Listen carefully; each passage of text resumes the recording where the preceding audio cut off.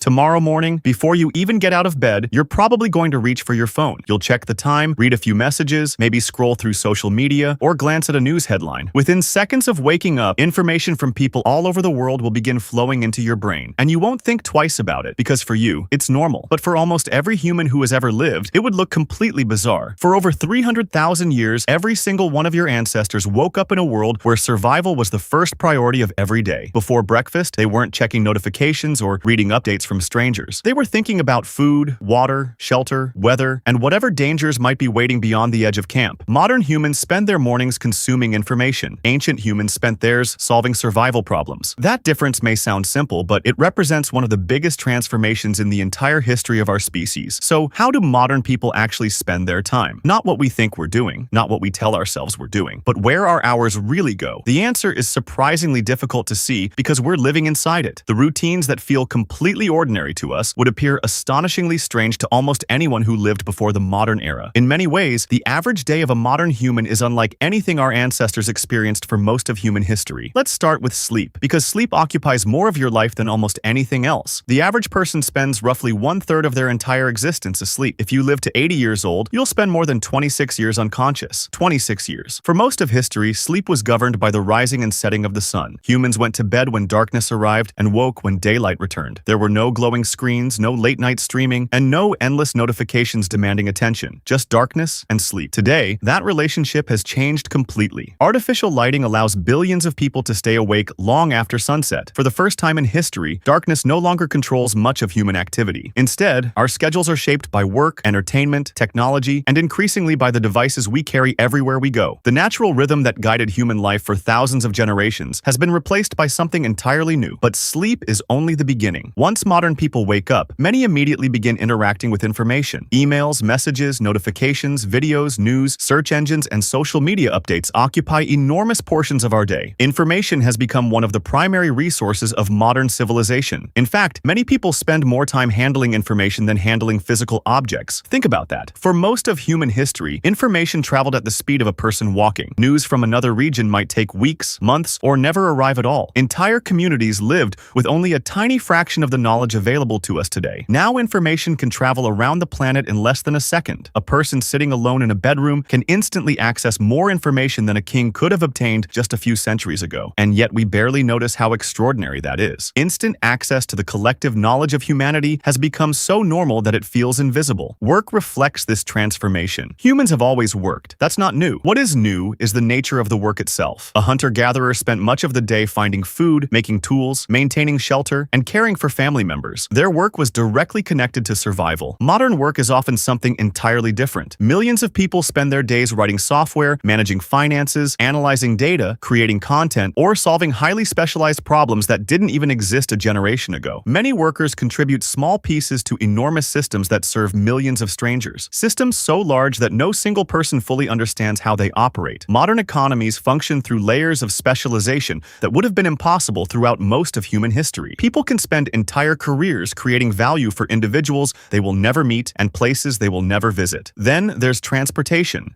For most of human history, people traveled primarily by foot. A journey of 20 miles was significant. Crossing large distances required tremendous effort. Travel was slow, difficult, and often dangerous. Today, millions of people travel farther before lunch than their ancestors traveled in an entire week. Cars, trains, buses, and airplanes have compressed distance in ways that fundamentally changed human society. What would have seemed miraculous throughout most of history has become routine. We move at speeds our ancestors never imagined, crossing entire countries in hours and entire continents in a single day. Yet we rarely stop to appreciate how unusual this really is. We sit inside machines moving faster than any human evolved to travel and consider it a normal part of life. Entertainment has changed just as dramatically. Ancient humans certainly entertained themselves, but entertainment was usually something people created together. Stories around fires, songs, dances, games, and shared experiences filled the hours after work was done. Participation was often more important than observation. Modern entertainment is different. Television, streaming services, YouTube, podcasts, video games, and social media occupy countless hours every day. Entire industries now compete for one thing: your attention. Because attention has become one of the most valuable resources in the modern world. Some of the largest companies on Earth make their money by understanding what keeps people watching, scrolling, clicking, and engaging. Human attention is no longer just a psychological phenomenon. It has become a major economic asset. Yet, despite all these technological changes, one aspect of human life remains remarkably familiar. Relationships, friends, family, romance, status, reputation, and belonging continue to dominate much of our emotional world. Anthropologists studying hunter-gatherer societies consistently find that strong social bonds were among the most important factors in survival. People depended on cooperation, trust, and mutual support. Thousands of years later, those same instincts remain. The difference is scale. Ancient humans lived in small communities where everyone knew everyone else. Modern humans can interact with hundreds or even thousands of people throughout their lives, both online and offline. Technology has expanded our social worlds beyond anything our ancestors ever experienced. Yet the brain processing those relationships remains largely the same brain that evolved tens of thousands of years ago. And perhaps that's what makes modern life so strange. We possess more labor-saving technology than any generation before us. Machines wash our clothes, cars move us across cities, computers perform calculations in milliseconds, smartphones place the world's knowledge in our pockets. Yet many people feel busier than ever, because every technology that saves time creates new ways to spend it. Efficiency rarely creates empty space. It usually fills that space with more activity, more information, more communication, and more demands on our attention. For over 300,000 years, humans spent most of their days hunting, gathering, building, carrying, walking, and surviving. Today, billions of people spend their days reading, typing, driving, scrolling, watching, messaging, and managing information. The activities have changed more in the last few centuries than they did during most of human history. Yet beneath all the technology, infrastructure, and complexity of modern civilization remains the same ancient human mind. A mind that still seeks meaning, connection, status, and belonging. And tomorrow morning, when you instinctively reach for your phone before your feet touch the floor, you'll participate in one of the most unusual daily routines any human beings have ever invented. Not because it's extraordinary, but because it has become so ordinary that almost nobody notices how strange it really is.